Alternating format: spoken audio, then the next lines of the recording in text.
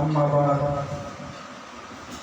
समस्त प्रशंसा स्तव स्तुति वंदना आराधना एकमात्र महान आल्लाह पाकेर दरबारे যিনি আমাদের সমস্ত বিষয়ের মাওলা মাবুদ হচ্ছেন অদহুলা শারীকা লাহু হচ্ছেন সেই মহান আল্লাহ পাকের দরবারে লাখ লাখ শুকরিয়া আদায় করে আমার আপনার নবী দুজাহানের আকা দুজাহানের বাদশাহ রাহমাতুল লিল আলামিন সাফিয়ে মশরুরি হযরত মুহাম্মদুর রাসূলুল্লাহ सल्लल्लाहु अलैहि वसल्लम ওনার পাক কদমে লাখো দুরূদ ও লাখো সালাম।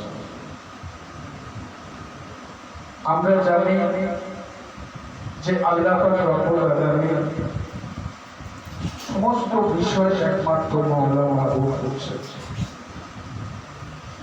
তবু আল্লাহ পাক রব্বুল আলামিন বিভিন্ন কাজের জন্য বিভিন্ন ক্ষেত্রে বিভিন্ন জিনিসের প্রয়োজনে বিভিন্ন ভাবে তার একটা সিস্টেম তৈরি করেছে।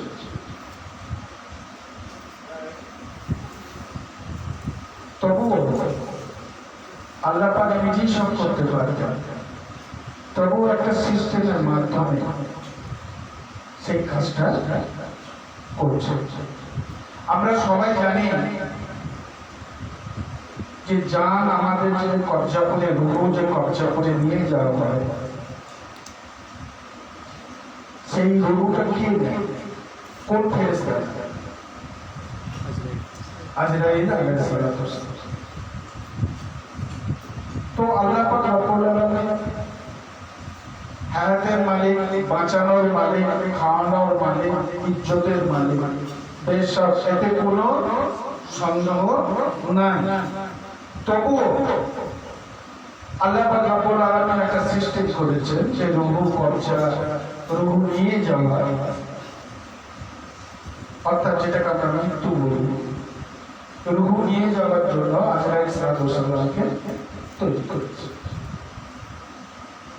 পৃথিবীর যত নবী এসেছে এই নবীদের কাছে ওহী পাঠাবার জন্য, খবর পাঠানোর জন্য কোন ফেরেশতাকে ব্যবহার করেছে, দায়িত্ব দেওয়া হয়েছে?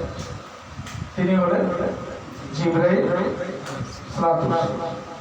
তা হযরতে জিবরাইল আলাইহিস সালাম আল্লাহ নবীর কাছে বা 1,24,000 নবীদের মধ্যে রাসূলদের মধ্যে ওহী বা খবর নিয়ে গেছে। আচ্ছা, আল্লাহ কি পারতেন না যে নিজে খবরটা দিয়ে দিয়ে? আল্লাহ কি পারতেন না?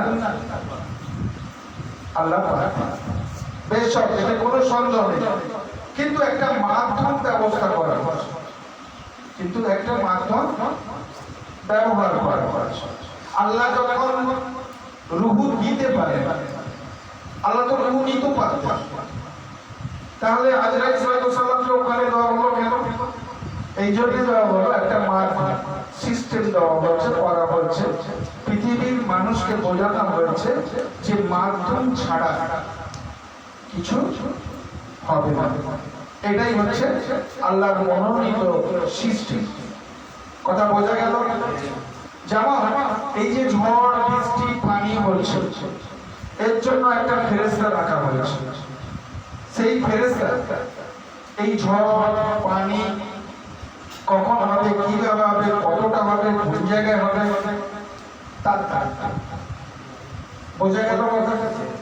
তা আল্লাহ তো নিজে করতে পারে, তবু একটা মাধ্যম সিস্টেম করে দেওয়া হয়েছে। ইসরাফিল আলাইহিস সালামকে একটা সিগন্যাল দিয়ে দেওয়া হয়েছে, তুমি এই বাঁশিটা নিয়ে সিগন্যালটা নিয়ে বসো, পৃথিবী যখন শেষ হবে তখন তুমি সিগন্যালে ফুঁক দেবে, পৃথিবী ধ্বংস হবে, পলায়ন হয়ে যাবে। আল্লাহ তো কোন আর ফায়াকুন এই দুটো শব্দ বলায়, কোন বলায় তৈরি হয়ে গেছে, ফায়াকুন বলায় শেষ হয়ে যাবে। তা আল্লাহই তো শেষ করে দিতে পারতেন, পৃথিবী পলায় ঘটিয়ে দিতে পারতেন, তবু একটা মাধ্যম দিয়ে রাখলেন। না বোঝা গেল না? রিজিকের জন্য আবার আলাদা একটা ফেরেশতা দিয়ে দেওয়া হচ্ছে। রিজিকের মালিক কে? আল্লাহ। তাহলে আল্লাহই যদি রিজিকের মালিক হয়, আবার রিজিকের জন্য আবার একটা ফেরেশতা দিয়ে রাখা হলো। কার কত রিজিক বন্টন করা হবে, কাকে কি দেওয়া হবে, তার জন্য একটা রিজিকের ফেরেশতা দিয়ে দেওয়া হলো। কিন্তু মূল জায়গায় যে যা ফেরেশতা কাজ করছে, এই কাজগুলো সবই আল্লাহর হুকুমে করছে।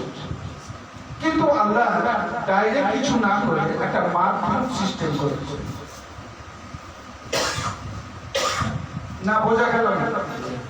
আল্লাহ তো দুম করে একটা কোরআন শরীফ ওপর থেকে ফেলে দিতে পারতেন, ইঞ্জিল ফেলে দিতে পারতেন, জবুর ফেলে দিতে পারতেন, তৌরাত ফেলে দিতে পারতেন, আল্লাহ ফেলে দিয়েছেন। আল্লাহ সেটা না করে একটা নবীর মাধ্যম দিয়ে, বিভিন্ন নবী পয়গম্বরদের মাধ্যম দিয়ে আল্লাহ দুশোর উপরে কিতাব এই দুনিয়ার বুকে পাঠিয়েছেন। তার মধ্যে 4টে কিতাব সর্বশ্রেষ্ঠ কিতাব, ইনজিল, জবুর, তৌরাত আর কোরআন। এই 4টের মধ্যে সর্বশ্রেষ্ঠ কিতাব হলো রাসূল করিম সাল্লাল্লাহু আলাইহি ওয়াসাল্লামের জামানায় যে কিতাব নাযিল হয়েছে, সেটা হলো আল কোরআন। তাই তো নাকি? এই আল কোরআন মাজিদ কে বললেন? না, আল্লাহ রাসূল বললেন। আল্লাহ রাসূলের জবান দিয়ে সেটা প্রকাশ হলো, সাহাবা হুজুররা লিখলেন, সেটা কোরআন বলে আজকে সারা বিশ্বের মুখে গ্রহণযোগ্য হয়ে গেল। এবং আল্লাহ পাক এই খবরটা কার মাধ্যমে পাঠিয়েছেন? না, জিবরাইল আলাইহিস সালামের মাধ্যম দিয়ে খবর হলো, কোরআনের আয়াতগুলো পাঠাচ্ছে। যেটা মক্কায় পাঠানো হয়েছে সেটা মাক্কি আয়াত বলা হয়, আর যেটা মদিনাতে পাঠানো হয়েছে সেটা কি বলা হয়? মদিনা। যেটা পড়া হচ্ছে মদিনার আয়াত, যেটা মক্কায় পড়ানো হচ্ছে মদিনার আয়াত বা সূরা বলা হয়, মাক্কি সূরা বা মদিনা সূরা। এখন এখানে দেখা গেল যে রাসূল করিম সাল্লাল্লাহু আলাইহি ওয়াসাল্লাম যেখানে যেখানে গেছেন, সেখানে সেখানে কোরআন গেছে। বলুন সুবহানাল্লাহ। আল্লাহ রাসূল যেখানে গেছেন সেখানে কোরআন গেছে। কোরআন যেখানে আছে আল্লাহ রাসূল সেখানে যায়নি। রাসূল যেখানে যেখানে গেছে সেখানে সেখানে কোরআন নাযিল হয়েছে। তাহলে আল্লাহ রাসূলের যে মাধ্যম দিয়ে আল কোরআনকে দুনিয়ায় পাঠানো। তো আল্লাহ পাক রব্বুল আলামিন এই বিপদ আপদ যা কিছু পৃথিবীতে ঘটে, গাছের পাতা যখন তার হুকুমে নড়ে, তাহলে সমস্ত বিপদ আপদ মুসিবত এটাও তো আল্লাহর হুকুমে হয়। কথা সত্যি না মিথ্যে? তাহলে যদি আমাদের আজকে অসুখ করে, চাই আমার পরীক্ষার জন্য হোক, চাই আমার নিজের দোষের জন্যই হোক, আল্লাহ পাক সেই বিমান আমাকে দিলেন। আমরা সেই বিমার হলে কি করবো? না, কোনো হসপিটাল, কোনো ডাক্তার, কোনো ভালো অভিজ্ঞ চিকিৎসকের কাছে আমরা যাব। এটাই তো নিয়ম না? নিয়ম না? কারণ আমরা মনে করি যে আল্লাহ দিয়েছে, বিমান যখন দিয়েছে আল্লাহ শুধু নিশ্চয় দিয়েছে। সেই ওষুধটা কে নির্ধারণ করবে? কে সঠিক পর্যায়ে নিয়ে আসবেন? না, এই বিচক্ষণ যিনি মানুষ, সেই বিচক্ষণ বলতে কাকে বুঝি আমরা? পৃথিবীর ভাষায় তাকে চিকিৎসক বলি বা ডাক্তার। এই চিকিৎসক বা ডাক্তার, এই যে মস্তিষ্ক ব্রেনে যে আল্লাহ যে দিলেন, এলম দিলেন, জ্ঞান দিলেন, তাহলে সবাই তো ডাক্তার হয়ে যাবে। আল্লাহ তার সেই জ্ঞান দিয়েছেন এবং পৃথিবীতে কিভাবে তা থেকে ওষুধ তৈরি হবে তার জন্য সায়েন্টিস্টের জন্ম দিয়েছেন। বলুন সুবহানাল্লাহ। তাহলে আল্লাহ বিমা দিয়েছেন, আল্লাহ ওষুধও দিয়েছেন, তার চিকিৎসা করার জন্য ডাক্তার দিয়েছেন, এবং চিকিৎসা করার জন্য কতটা পদ্ধতিতে কোন ওষুধ খেতে হবে, কেমন ভাবে খেতে হবে তার ব্যবস্থাও দিয়েছে। কথা সত্যি না মিথ্যে? এখন আল্লাহ এখানে বোঝাতে চাইলেন যে হে দুনিয়ার মানুষ, যদি আমাকে পেতে চাও, আমি তো মানুষকে সৃষ্টি করেছি একমাত্র আমার ইবাদত করার জন্য। আল্লাহ কোরআন মাজিদে বলছে যে আমি মানুষকে কেন সৃষ্টি করেছি? না, আমার ইবাদত করবে, আমার বান্দেগি করবে। কথা সত্যি না মিথ্যে? জোরে বলুন।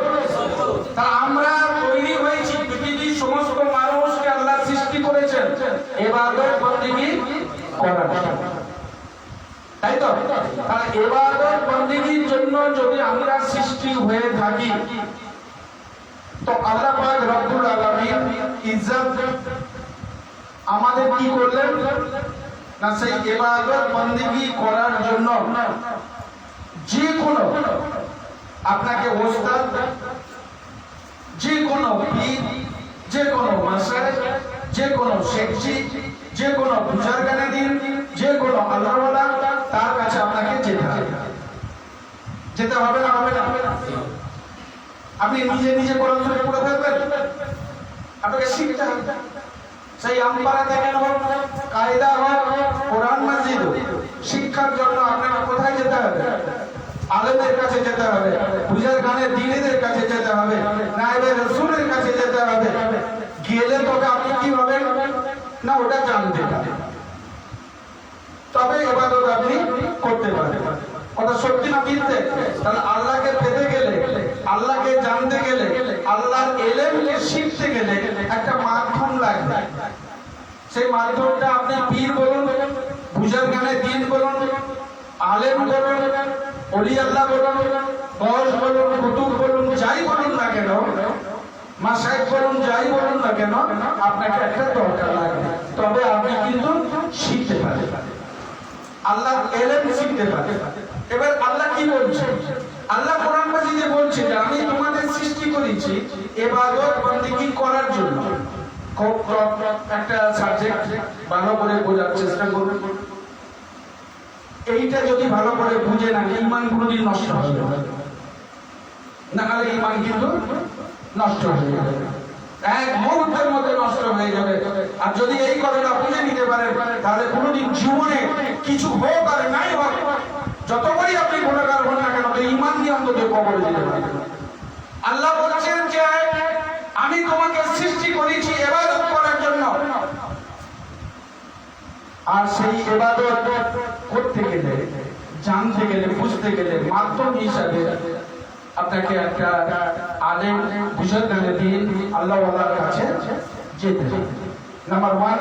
আর কোরআন মাজিদে আল্লাহ বলছেন, হে মানুষ, তুমি যে ইবাদত করবে, কেন করবে, কি জন্য করবে? এই জন্যই তুমি করছো, আমার রহমত পাওয়ার জন্য, আমার করম পাওয়ার জন্য, আমার নৈকট্য হাসিল করার জন্য, আমাকে পাওয়ার জন্য, আমাকে খুশি করার জন্য, তাই তো?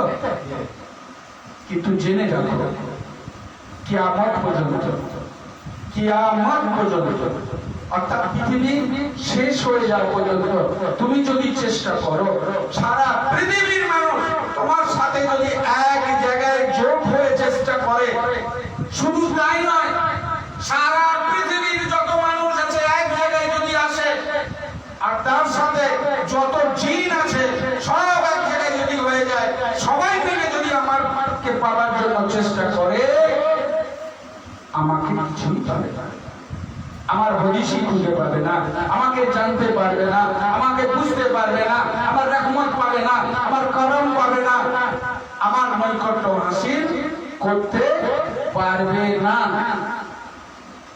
আল্লাহকে জিজ্ঞাসা করা হলো, আল্লাহ তুমি তো কোরআনে বললে যে তুমি পাবে না, তাহলে পাবো কি করে? কোরআন উত্তর দিচ্ছে, দুনিয়ার মানুষ শুনে রাখো, যদি আমাকে পেতে চাও, কে বলছেন? আল্লাহ বলছেন, আমাকে যদি পেতে চাও, আমাকে যদি জানতে চাও, আমার রহম যদি পেতে চাও, আমার করম যদি পেতে চাও, আমার নৈকট্য হাসিল যদি করতে চাও, আমার কাছে যদি আসতে চাও, আমাকে খুশি যদি করতে চাও, আমার হাবিবুল্লাহ, আমার হাবিবুল্লাহ দু জাহানের আকা করে, রাহমাতুল লিল আলামিন করে, সাফিউল মুজনবিন করে, যাকে আমি তৈরি করেছি, তিনি হলেন আমিন আল্লাহ, দয়ার নবী, রাহমাতুল লিল আলামিন, সাফিউল মুজনবিন। ওনার দরবারে চলে যাও, ওনার দরজায় চলে যাও, ওই দরজায় যে ঠকঠকাও, আওয়াজ দাও যে আমি তোমার উম্মত, আল্লাহর বান্দা এসেছি, আমাকে দাও, বলে দাও ওই রাস্তা, যে রাস্তায় গেলে আমি আল্লাহকে পাবো, আল্লাহকে খুশি করতে পারবো। বলুন সুবহানাল্লাহ। কারণ হচ্ছে আমার হাবিবুল্লাহ, ও আমার বন্ধু, বন্ধুর খবর তো বন্ধুই সব জানে। বাপ ছেলেকে জন্ম দেয়, বাপ ছেলেকে জন্ম দেয়, কিন্তু সব ইতিহাস ছেলে জানে না। তারা বাপের সঙ্গে ছেলের সব কথা শেয়ার হতে পারে না।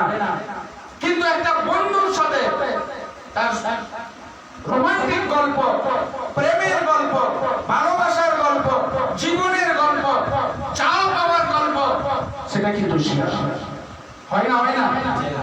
যে অনেক সময় আমার ছেলে যখন বিয়ে করতে চায়নি, আমরা তার বন্ধুকে ডেকে বলি, হ্যাঁ বাবা ছেলেটাকে তো বারবার বলছি বয়স হয়ে যাচ্ছে, বিয়ে করছে, তুমি একবার জিজ্ঞাসা করছো, তুমি তো বন্ধু হও, তুমি তো বলতে পারো মনের খবরটা কে, একবার তুমি বলে দেখো না, তুমি বলে দেখো যে ছেলেটা বিয়ে করবে, কেন বিয়ে করতে চাইছে? যদি কোথাও ওর দেখাশোনা হয়ে থাকে, যদি ওর ভালো লেগে থাকে, ও যদি বলে সেটা মেনে না। আমরা এরকম বলি না, বলি না। বন্ধুর গুরুত্ব জীবনে অনেক অনেক। এই জন্য কবিরা বলে থাকেন যে একটা ভালো বন্ধু যদি জীবন যাত্রায় যদি কেউ সাথী পাও, হয়তো জীবনটাই পরিবর্তন হয়ে যেতে পারে।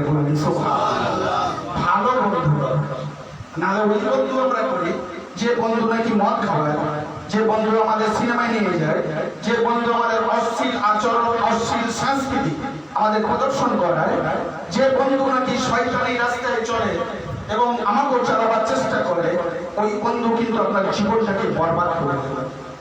আর সব ভালো বন্ধু যদি হয়, আপনার জীবনটাকে পরিবর্তন করে দিতে পারে। বলুন সুবহানাল্লাহ। তা আল্লাহ রাসূল কেমন বন্ধু? আল্লাহ রাসূল এমন একজন বন্ধু, আল্লাহ হাবিবুল্লাহ বলা হয়েছে যে আমি আমার হাবিবুল্লাহকে আমার সমস্ত কিছু যা জানাবার ছিল, যা বলার ছিল, যা দেওয়ার ছিল, আমি সম্পূর্ণ পরিপূর্ণ করে আমার হাবিবুল্লাহকে দিয়ে দিয়েছি। বলুন সুবহানাল্লাহ। এই শব্দের অর্থ কি বোঝা যায়? এই শব্দের অর্থ বোঝা যায় যে আল্লাহ পাক রব্বুল আলামিন সৃষ্টির যে রহস্য, আল্লাহ পাওয়ার যে রহস্য এবং এক সে ইলাহি এবং মারিফাত যে দর্শন জ্ঞান আমার নবীকে সম্পূর্ণ দান করে দিয়েছেন। বলুন সুবহানাল্লাহ। তাহলে আরো যদি আমরা দ্বীপে যাই, তখন দেখতে পাবো আল্লাহ রাসূল বলেন, আল্লাহ আমাকে ওই রকম এখন দান করেছেন, পৃথিবীর সৃষ্টি থেকে না পৃথিবীর শেষ পর্যন্ত কে আছে, কে আসবে, কি হবে, আমি রাসূল সব জানি। বলুন সুবহানাল্লাহ। না বোঝা গেল না? বলা যাবে এমন একজন বন্ধু, আল্লাহ বলছেন ওই হাবিবুল্লাহ দরবারে চলে যাও, কারণ দোস্তের খাতিরে, মহাব্বতের খাতিরে, इसके इलाही खातिरे आना जाना আছে আমার রাস্তায়। বলুন সুবহানাল্লাহ। ওর যাতায়াত আছে আমার রাস্তায়, ওকে আমি চিনি, আর আমাকে শুধুমাত্র আমার হাবিবুল্লাহই জানে। বলুন সুবহানাল্লাহ। তাহলে যে জানে, মনে করুন এখানে বাসের সামনে কোনো লোক নামলো, নেবে বললো যে আমি দরগা শরীফ যাবো, কোনটা শুনেছি যে বাস স্ট্যান্ডের পাশে নাকি দরগা শরীফ, কোন দিকে যাবো? এমন লোক জিজ্ঞাসা করে না, করে না? যদি আপনাদের কারো জানা থাকে দরগা শরীফ কোথায়, আপনি বলতে পারবেন। আর যদি কোনো বাইরের লোক ওইখানে দাঁড়িয়ে থাকে, তাকে জিজ্ঞাসা করে, সে যদি কিছু না জানে, সে কি বলতে পারবে? এত কাছে হয়ে বলতে পারবে যে ঠিক তেমন আল্লাহ রাসূল যখন আল্লাহর হাবিবুল্লাহর সঙ্গে সম্পর্ক রয়েছে, আল্লাহ রাসূল একমাত্র তিনি এমন একজন নবী যে আল্লাহর সন্তান, আল্লাহকে পাওয়ার সন্তান, আল্লাহকে কাছে যাওয়ার সন্তান, আল্লাহ নৈকট্য হাসিলের সন্তান, আল্লাহকে খুশি করার সন্তান। আমল একমাত্র জাহানের আকা রাহমাতুল লিল আলামিন শাফিউল মাজনবিন হযরত মুহাম্মদুর রাসূলুল্লাহ সাল্লাল্লাহু আলাইহি ওয়াসাল্লামই বলতে পারে, অন্য কেউ বলতে পারে না। বলুন সুবহানাল্লাহ। বলতে পারবে? আল্লাহ ওই জন্য বললেন, যাও আমার হাবিবুল্লাহর কাছে যাও, আমার রাসূলের কাছে যাও, ওই দরবারে যে ঠকঠকাও, তাহলে কি হবে? দরজা খুলে দেবে, দরজা খুলে দেবে। কে খুলবে? আল্লাহ রাসূল খুলবে না। এখানে একটা কথা আছে, ঘরের মালিক ঘরের ভিতর থাকে, দরজা কিন্তু দরজার জায়গায় থাকে। দরজা কিন্তু ঘরের ভিতর আসে না, আসে। আমাদের রাসূল বলছেন দরজাটা ঘরে যে আমার জ্ঞানের যে শহর ঘরটা, সেই ঘরের দরজাটা হযরতে মাওলা আলী রাদিয়াল্লাহু তাআলা বলুন সুবহানাল্লাহ। যেই আসো যায়, যে কোনো লোক আমার কাছে আসতে চাও না কেন, দরজা দিয়ে তবে ঢুকতে হবে ঘরে, নচেত তুমি ঢুকতে পারবে না, নচেত আমার কাছে আসতে পারবে না। কে বলছেন? দয়ার নবী তো জানে রাখা হযরত মুহাম্মদুর রাসূলুল্লাহ সাল্লাল্লাহু আলাইহি ওয়াসাল্লাম বলছেন তোমরা আসতে পারবে না কেন? না, দরজাটা তো হলো হযরত আলী মুর্তজা রাদিয়াল্লাহু তাআলা। আল্লাহ রাসূল বলেছেন আমি হলাম জ্ঞানের শহর, আর সেই শহরের দরজাকে আলী রাদিয়াল্লাহু তাআলা। বুঝে গেল? আচ্ছা ভাই, কোন লোক যখন দরজা দিয়ে আমরা ঢুকি, আমরা এই যে মসজিদে ঢুকলাম, দরজা দিয়ে ঢুকেছি তো। আচ্ছা, বেরোবার সময় কোনটা দিয়ে বেরোবো? দরজা দিয়ে। তাহলে দরজার সময় কবার দেখা হয়? বলো, দুবার। আর মসজিদের ভিতরে একবার ঢুকবো, মসজিদে ঢুকবো একবার, কিন্তু দরজার সঙ্গে সম্পর্ক হবে কবার? দুবার। কথা বোঝা গেল? রাসূল করিম সাল্লাল্লাহু আলাইহি ওয়াসাল্লাম কাছে একজন সাহাবা আসছেন, হাঁ করে আসছেন। দেখেন যে সামনে, ঘরের সামনে, রাসূল করিম সাল্লাল্লাহু আলাইহি ওয়াসাল্লামের সামনে হযরত মাওলা আলী রাদিয়াল্লাহু তাআলা দাঁড়িয়ে আছেন। এমন সময় এসে তিনি দেখলেন যে আলী যখন দাঁড়িয়ে আছে, ওনার জামাতা এত বড় একজন সাহাবা, উনি কি বললেন? সালাম দিলেন, আসসালামু আলাইকুম আলী মুর্তজা রাদিয়াল্লাহু তাআলা। ওয়া আলাইকুম আসসালাম। কোথায় যাবে ভাই? না, আমি তো যাবে আকার কাছে যাবো। আচ্ছা যাও, আর যাওয়ার সময় তুমি আমার সঙ্গে দেখা করে দিও। যাওয়ার সময় আমার সঙ্গে দেখা করে যাও। বল কেন? আপনার সঙ্গে আমার দেখা করে যেতে হবে কেন? সামনে ছিলেন আপনার কাছে, যাওয়ার সময় আপনার দেখা করে যেতে হবে কেন? বললো তবে তুমি সফলতা পাবে, তবে তুমি সফলতা পাবে। এমন সময় সাহাবা খুঁজবেন তো যাদের আকার সঙ্গে মুসাফা করলেন, সালাম দিলেন, কালাম হলো। বললেন ইয়া রাসূলুল্লাহ, একটা শেষ কথা বলবো, আপনি বলো। বলছে আলীকে বাইরে ছিল, আমি ওনাকে সালাম দিলাম, উনি উত্তর দিলেন, মুসাফা করলেন। উনি বললেন যাওয়ার সময় অবশ্যই আমার সঙ্গে তুমি দেখা করে যাবে, না হলে তোমার কাজ সম্পূর্ণ হবে না। এমন সময় আমার মনে একটা খটকা লাগলো, ইয়া রাসূলুল্লাহ হাবিবাল্লাহ, আপনার কাছে আসতে গেলে কি আলীর সঙ্গে দেখা করতেই হবে? তুমি তো দেখা করেছো, তুমি তো দেখা করেছো আলীর সাথে, আবার দেখা করতে হবে কেন? বলো, আমাকে তো বললেন যে তুমি যাওয়ার সময় আমার সঙ্গে আবার দেখা করে যাবে। ঠিক কথা নয়। আবার আলীকে কি বলেছে না বলেছে আমি শুনি একবার। আলী, আলীকে ডাকো। উনি ডেকে নিয়ে গেলেন, দেখো যেন রাখা যাচ্ছে। আল্লাহ রাসূলের কাছে হযরত আলী মুর্তজা রাদিয়াল্লাহু তাআলা এসে হাজির হলেন, সালাম দিলেন, দিয়ে বললেন ইয়া রাসূলুল্লাহ, আপনি আমাকে ডেকেছেন? বললাম কেন? বলে আলী, তুমি লিখে এগিয়ে বলেছো কিন্তু তোমার সঙ্গে দেখা করি এখানে ভিতরে এসেছি, আবার তুমি বলেছো তুমি যাওয়ার সময় আমার সঙ্গে যত কাজই থাকে আমার সঙ্গে দেখা করে তবে যাবে, নাহলে কাজ হবে না। তুমি এই কথা বলেছো কেন? কি কারণ তোমার সঙ্গে দেখা করতে হবে? মুচকা হাসলেন, এসে বলে ইয়া রাসূলুল্লাহ, বেয়াদবি মাফ করবেন, এই আমি বলি আপনি বলেছেন। বলুন সুবহানাল্লাহ। আমি বলিনি, আপনি বলেছেন। আমি আবার তোমাকে কবে বললাম? বলি ইয়া রাসূলুল্লাহ, আগামী জুমার দিনে আপনি বলেছেন যে আমি হলো জ্ঞানের শহর, আর জ্ঞানের শহরে যদি কেউ ঢুকতে চাও তো দরজা দিয়ে আসতে হবে। সেই দরজা দিয়ে যদি না ঢোকো তো আমার সঙ্গে তার কোনোদিন মোলাকাত হতে পারে না। আপনি যদি জ্ঞানের শহর হন, সেই দরজা আমাকে আপনি বলেছেন যে আলী আমার জ্ঞানের দরজা, তা আমি সামনে ছিলাম, তাই এই জন্যই আমি বলেছি যে তুমি সঙ্গে দেখা করে যেও, কারণ একটা ঘরে যখন মানুষ ঢোকে তখন দরজা দিয়ে ঢোকে আর বেরোবার সময় আবার দরজা দিয়ে বেরোতে হয়। তো দরজার সঙ্গে দুবার দেখা হয় আর ঘরের সঙ্গে মাত্র একবার দেখা হয় না। রাসূলুল্লাহ আপনার সঙ্গে দেখা হয়েছে, কিন্তু আমার দরজা দিয়ে এসেছে, আবার যাওয়ার সময় আমার সঙ্গে দেখা করে যেতে হবে। বলুন সুবহানাল্লাহ। আমার কথা নয়, কিন্তু আপনি বলে দিয়েছেন। বলুন সুবহানাল্লাহ। আল্লাহ রাসূল মুঝকে আসলে বললেন, হ্যাঁ তুমি ঠিক বলেছো, তুমি ঠিকই বলেছো। না বোঝা গেল না কথা? তো যাই হোক, প্রসঙ্গ আজকে ওটা না। তো আল্লাহ বললেন যে যদি আমাকে পেতে চাও, জানতে চাও, বুঝতে চাও, আমার হাবিবের দরবারে চলে যাও। আর ওইখানে যে কি করে দরজা ধাক্কা মারো, সেই দরজাটাকে মাওলা আলী।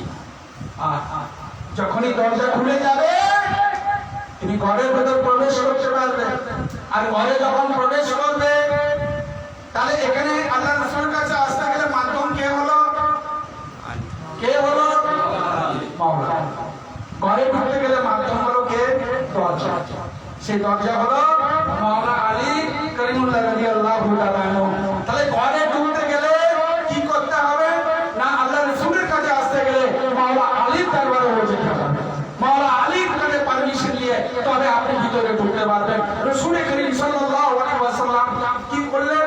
যদি যেটা বলে, আল্লাহ বলছেন আমার হাবিব যা বলে, যেমন বলে, যেভাবে বলে, তুমি ওটা মেনে নাও, ওটা শুনে নাও, ওটা বুঝে নাও, ওটাই আমল করো, ওইটাই তোমার ইবাদত হয়ে যাবে। আর ওই ইবাদতে আমার সরকার যদি খুশি হয়ে যায়, রাসূল যদি খুশি হয়ে যায়, হাবিবুল্লাহ যদি খুশি হয়ে যায়, আমি আল্লাহ পাক রব্বুল আলামিন, আমি আমার কসম করে বলছি, আমি আল্লাহ খুশি হয়ে যাব। সুবহানাল্লাহ। কে বলছেন? আল্লাহ বলছেন আমি খুশি। আমার হাবিবের খুশিতে আমি খুশি, আমার বন্ধুর খুশিতে আমি খুশি। হ্যাঁ বাবা, কে বলছে? আল্লাহ বলছে আমার বন্ধুর খুশিতে আমি খুশি। তাহলে মাধ্যম আল্লাহকে পেতে গেলে যে মাধ্যম, সেই মাধ্যমকে না তো জাহানের আকা রাহমাতুল লিল আলামিন শাফিউল মাজনবী হযরত মুহাম্মদ রাসূলুল্লাহ সাল্লাল্লাহু আলাইহি ওয়াসাল্লাম। কথা সত্যি না মিথ্যে? পৃথিবী রাসূলের পরে যত আল্লাহওয়ালা বুজুর্গানে দ্বীন আছে সারা বিশ্বে, আমার নবী খুশিতে যদি আল্লাহ খুশি হয়, আর আমার নবী বলছেন আমি চলে যাওয়ার পর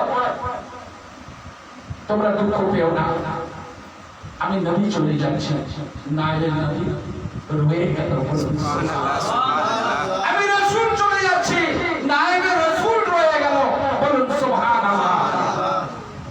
কাসেম ইব্রাহিম তৈয়ব, হযরত কাসেম ইব্রাহিম রাদিয়াল্লাহু তাআলা আমার সন্তান ছিল। এরা ছোটবেলায় মারা গেছে। এরা আমার লুৎফা থেকে তৈরি। রূহানি জগতে যে আমাকে ভালোবেসে ফেলেছে, যে আমার কাছে আমাকে খুশি করে ফেলেছে, যে আমার কাছে এসে গেছে, যে আমার প্রেমে মত্ত হয়ে গেছে, হ্যাঁ, যে দিদারে রাসূল হয়ে গেছে, ও আমার রূহানি ছেলে হয়ে গেছে। বলুন সুবহানাল্লাহ।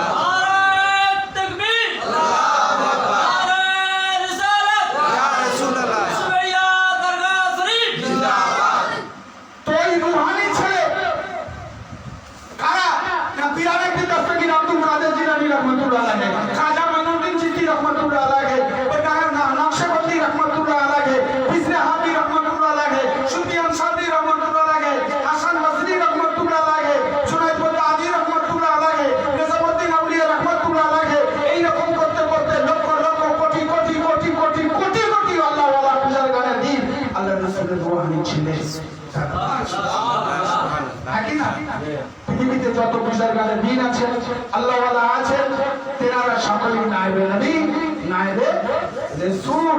অতএব এই নায়েবে নবীকে যদি তুমি মাধ্যম বানিয়ে নিতে পারো, তাহলে তুমি দ্বীন ইসলাম শিখতে পারবে, দ্বীনের কালাম শিখতে পারবে, কোরআন মাজিদ শিখতে পারবে, হাদিস শিখতে পারবে, টিকা শিখতে পারবে, আজমার শিখতে পারবে, কিয়াস শিখতে পারবে, হ্যাঁ, ফতোয়া শিখতে পারবে।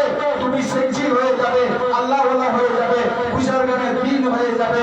তোমার খুশিতে আমার রাসূল খুশি হয়ে যাবে। আর রাসূল খুশি হওয়া মানে আল্লাহ খুশি হয়ে যাবে।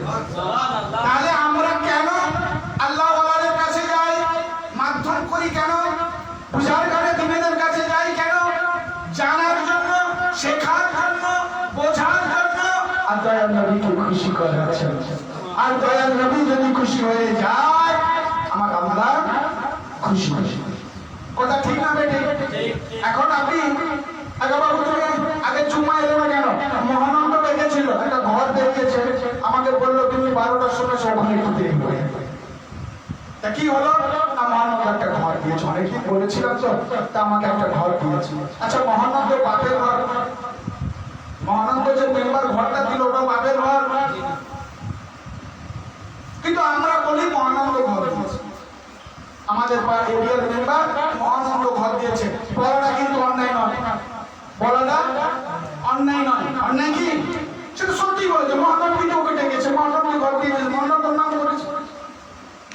একজন এসে বললো না না না মহানন্দ ঘর দেয়নি। তো আমি প্রধানের কাছে গেছিলাম, ওখানে পঞ্চায়েতে দেখলাম যে লিস্টে ওর নাম আছে, ও প্রধান দিয়েছে। আরেকজন এসে বললো না না সব ভুল কথা, ও প্রধানও দেয়নি মহানন্দ দেয়নি। আমি পিডিও অফিসে গেলাম, সেদিন দেখি ব্লক সভাপতির কাছে একটা লিস্ট দেখলাম, সেই লিস্টে ওর নাম ছিল, ও ব্লক সভাপতি দিয়েছে। একটা ঘর কত রকম ব্যাপার হয়ে যাচ্ছে। কি এমন সময় একজন বললো না ও ব্লক সভাপতি দেয়নি। আমি জেলা পরিষদের মিটিং এ ছিলাম, সেখানে দেখি জেলা পরিষদের মিটিং এ সেখানে দেখলাম ডিএম এর অফিসেতে ওর নামটা ছিল, ওটা ডিএম থেকে পাস করেছে। একজন এসে বললো না ও না, এখানে যে মমতা ব্যানার্জি রয়েছে বা সিএম রয়েছে ওর কাছ থেকে আমি ওর নামটা দেখেছি। একজন বললো মমতা ব্যানার্জি কোথা পাবে, ও দেয়নি, ও সেন্টার থেকে এনেছে। সবার কথাগুলো কিন্তু সত্য, মিথ্যে কি? কিন্তু যে যেখানে অ্যাঙ্গেল থেকে দেখেছে, যে যেখান থেকে অ্যাঙ্গেল থেকে দেখেছে সেই জায়গাটাই সেই কথাটা বলেছে। কথা সত্যি না মিথ্যে? অতএব কোন আল্লাহওয়ালা দরবারে যদি যে বলে ভালো যে হামিদ সাহেব রহমাতুল্লাহ আলাইহি ওই বেশক আল্লাহর ওলি, ওই ওলি যিনি আমি তো দরবারে এসেছি আমার দামান কাছে তুই ভরিয়ে দে, খাজা মঈনুদ্দিন চিশতি বেশক তুমি আল্লাহওয়ালা হুজার গানে দিন, আমি তোমার কাছে দামান বলে দিয়েছি, তুমি আমার দামানকে ভরিয়ে দাও, আল্লাহ বেশক কবুল করে নেবেন। কেন? মেহবুবের মেহবুব। আর তোমার দৃষ্টিভঙ্গি যেমন, তোমার দৃষ্টিভঙ্গি যেমন অর্থাৎ আকীদা, ঠিক আছে? তোমার যেমন আকীদা তোমার তেমনই জবান থেকে বেরিয়ে যাবে। আমরা সাধারণ মানুষ, জানি না, বলতে জানি না, চাইতে জানি না, জানাতে পারি না, তাই আমরা কি করি?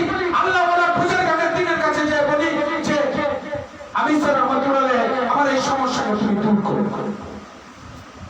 যদি দৃষ্টিভঙ্গি এটা যখন বলা অন্যায় নয়, কিন্তু অনেক মানুষ বলে এটা বলা অন্যায় না, সাধারণ মানুষেরা তাই বলে ফেলে, আল্লাহ এটা কবুল করে না। বোঝা গেল না? যাদের দূরদর্শিতা একটু ভালো তারা বলবে যে তো জানের আকার কদমের সাথে আমি স্যার রহমাতুল্লাহ আলাইহি আমার এই দোয়াটা কবুল করে, আল্লাহ যেন কবুল করে। বলবে না? বলবে না? এটাও ঠিক। কেউ যদি বলে আল্লাহ তোমার হাবিবের পাক কদমের সাথে কবুল করে নাও, এটাও ঠিক। কেউ যদি বলে আল্লাহ তুমি আমাকে দিয়ে দাও, এটাও ঠিক। না বোঝা গেল না? পক্ষান্তরে সেই আল্লাহই দিচ্ছে, পক্ষান্তরে সেই আল্লাহই দিচ্ছে, পক্ষান্তরে সব আল্লাহ দিচ্ছে। বোঝার ক্ষেত্রে একজন একজনকে সেরে বেদাত নাজায়েজ হারাম বিভিন্ন ফতোয়ায় আমরা চর্চারিত হয়ে পড়ছি। না বোঝা গেল না? ওইটা সাধারণ মানুষ গ্রামের, সে জানে মহানন্দ আমাকে ডেকেছে, মহানন্দ আমাকে দিয়েছে, ওদের মহানন্দই আমাদের ভয় দিয়েছে, সেই কথাই বলবে তো। তার বলাটা অনলাইন নয়। বোঝা গেল কথাটা? অতএব আল্লাহ পাক রব্বুল আলামিন আমাকে আপনাকে সারা বিশ্বের মানুষকে, টাইম নেই